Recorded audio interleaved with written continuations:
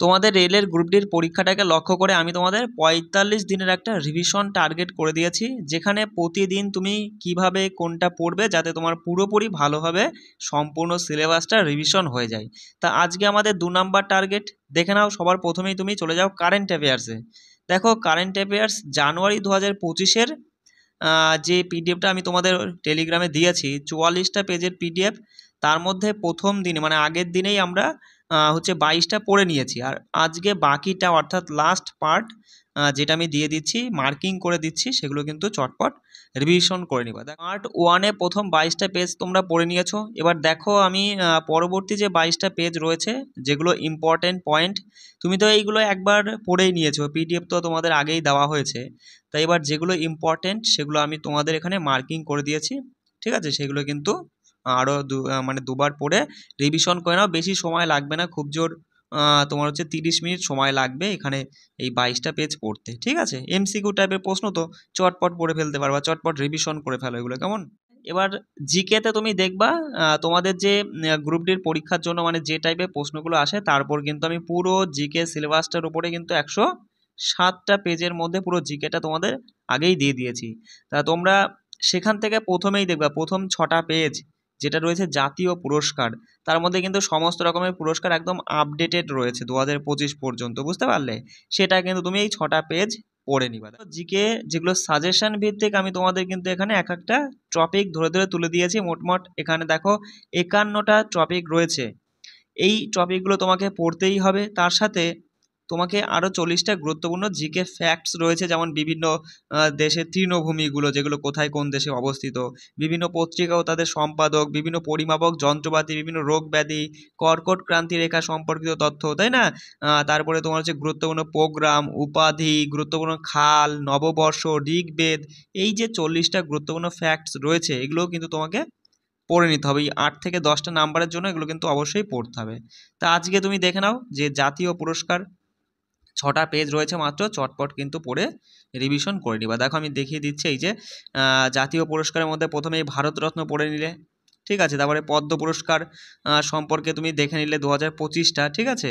আর এখানে পদ্ম পুরস্কার সম্পর্কে দেখো তোমাদের কারেন্ট অ্যাফেয়ার্সে যে পিডিএফ দেওয়া হয়েছে সেখানেই কিন্তু আমি তোমাদের এই পদ্ম পুরস্কার 2025 এই যে প্রথম যে 7জন পদ্ম বিভূষণ পায় সেই 7জন ব্যক্তির নাম, কোন ক্ষেত্রে পায়, 19 জন পদ্মভূষণ পায় সেই 19 জন ব্যক্তির নাম এবং কোন ক্ষেত্রে পায়, তার সাথে 130 জন পদ্মশ্রী পুরস্কারের মধ্যে যেগুলো গুরুত্বপূর্ণ, দেখো 113 জনের মধ্যে তো 113 জনকে মাথায় রাখাটা সম্ভব নয়, সেই জন্য যেগুলো গুরুত্বপূর্ণ মোটামুটি 60 জন মতো ব্যক্তি আছেন তাদের কিন্তু তোমাকে মাথায় রাখতে হবে, কারণ এই পদ্মশ্রী পুরস্কার প্রাপক থেকে পরীক্ষায় প্রশ্ন আসবে, আর একটা প্রশ্ন আসা মানে একটা নাম্বার, বুঝতে পারলে? পড়তেই হবে। সাহিত্য একাডেমি পুরস্কারে দেখে নিবা। তারপরে তোমার হচ্ছে জাতীয় ক্রীড়া পুরস্কারের মধ্যে এগুলো দেখে নিবা। তারপরে বীরত্ব পুরস্কার, নোবেল পুরস্কারটা দেখে নিবা, ঠিক আছে? তারপরে আন্তর্জাতিক পুরস্কারটা দেখে নেবা। এটা আন্তর্জাতিক পুরস্কার পরের দিন দেখবো। এই 6টা পেজ তুমি পড়ে নাও, কেমন? কারেন্ট অ্যাফেয়ার্সটা পড়ে নিলে, তারপরে জিকেতে জাতীয় পুরস্কারটা দেখে নিলে, এবার চলে আসো সায়েন্সে। দেখো সায়েন্স থেকে পড়বা আজকে জীবন প্রক্রিয়া সমূহর পার্ট নাম্বার 3, যেখানে শোষণটা ভালো করে আজকে বুঝে নিবা। এখান থেকে কিন্তু পরীক্ষায় কম করে 2টো প্রশ্ন আসবেই এই তোমার জীবন প্রক্রিয়া সমূহ থেকে, ঠিক আছে? শোষণটা খুব ভালো করে আমি বুঝিয়ে দিয়েছি, খুব সুন্দর করে পড়ে নাও। জীবন প্রক্রিয়া সমূহের যে শোষণ থেকে তোমাদের যে এনসিটি পাঠ্য বই রয়েছে সেই পাঠ্য বইয়ের লাইন কিন্তু আমি একদম তোমাদের মার্কিং করে সেটা পিডিএফ তুলে দেবো। আর এখানে যে এনসিটি পাঠ্য বই থেকে যে ইম্পর্টেন্ট পয়েন্টগুলো সেগুলোই কিন্তু আমি এখানে তুলেছি, একদম খুব সহজভাবে তোমাদের ভালো করে আমি বুঝিয়ে দিয়েছি। ভালো করে এগুলো কিন্তু ভালো করে ক্লাসটা করে নিবা। তারপরে এই শোষণের উপরে মোটামুটি এখানে প্রায় 50+ জিকে, মানে জিকে বলছি কেন, এমসিকিউ রয়েছে, এগুলো কিন্তু তোমাকে করতেই হবে, ঠিক আছে? তুমি করবা। তারপরে হচ্ছে যেগুলো পারবা না আমি তো তোমাদের ক্লাসের মাধ্যমে দেখিয়েই দেবো, কেমন? জিকে পিওয়াই কিউটা তোমাকে করতে হবে, যেখানে তোমাদের এই যে এনটিপিসি আন্ডার গ্র্যাজুয়েট লেভেলের যে পরীক্ষাটা কিছুদিন আগে হয়ে গেল তার পুরো সম্পূর্ণ শিফট, মোটামুটি প্রায় 55টা শিফটে পরীক্ষা হয়েছে, সেই সম্পূর্ণটা মানে প্রত্যেক শিফটেরই জিকে প্রশ্নগুলো কিন্তু আমি তোমাদের হচ্ছে বাংলা ভাষায় তুলে ধরেছি ফুল পিডিএফ। তা সেখান থেকে 13 থেকে 25 নাম্বার পেজ মানে 12টা পেজ আজকে পড়ে নিবা। যেটা তোমার এই 8/8/2025-এর ফার্স্ট সেকেন্ড থার্ড 3টে শিফটে আজকে দেখে নেবা। দেখ জিকে এগুলো সব তুলে দিয়েছি। মোটামুটি এখানে 219টা পেজ রয়েছে। তা প্রতিদিন তুমি যদি 12-14 পেজ করে পড়ো না, অবশ্যই কমপ্লিট হয়ে যাবে তোমার এই 45 দিনের মধ্যে। তা আজকে দেখে নিবা 13 নাম্বার পেজ। এই যে হ্যাঁ, এই যে তোমার এই শিফট থেকে এখান থেকে শুরু করবা, ঠিক আছে?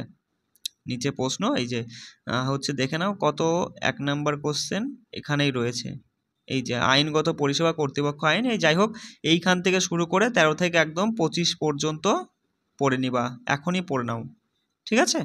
রিভিশন করে নিলে এবার চলে আসো সেকশনাল মক টেস্টে, যেটা তোমাদের সন্ধ্যের দিকেই আমি কিন্তু তোমাদের সমস্ত পিডিএফগুলো টেলিগ্রামেই দিয়ে দিই, যেখানে 20টা প্রশ্ন তোমার হচ্ছে মানে জিকে কারেন্ট অ্যাফেয়ার্স মিললে 20টা প্রশ্নের একটা মক টেস্ট দেবে। তারপরে ম্যাথের হচ্ছে 4 নাম্বার মক টেস্টে দেবে, যেখানে 25টা প্রশ্ন নিয়ে।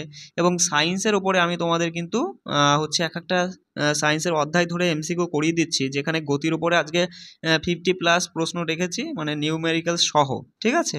আর জিআইয়ের ওপরে তোমার হচ্ছে 4 নম্বর সেটটা দেবো, হচ্ছে করে নিবা। এই ম্যাথ জিআই এই জিকে কারেন্ট অ্যাফেয়ার্স এই সেটগুলো তোমাদের হচ্ছে ইউটিউবে কিন্তু আমি সমাধান ক্লাস পারলে করিয়ে দেবো, না হলে কিন্তু তোমাদের টেলিগ্রামে তো তোমরা পেয়েই যাচ্ছ।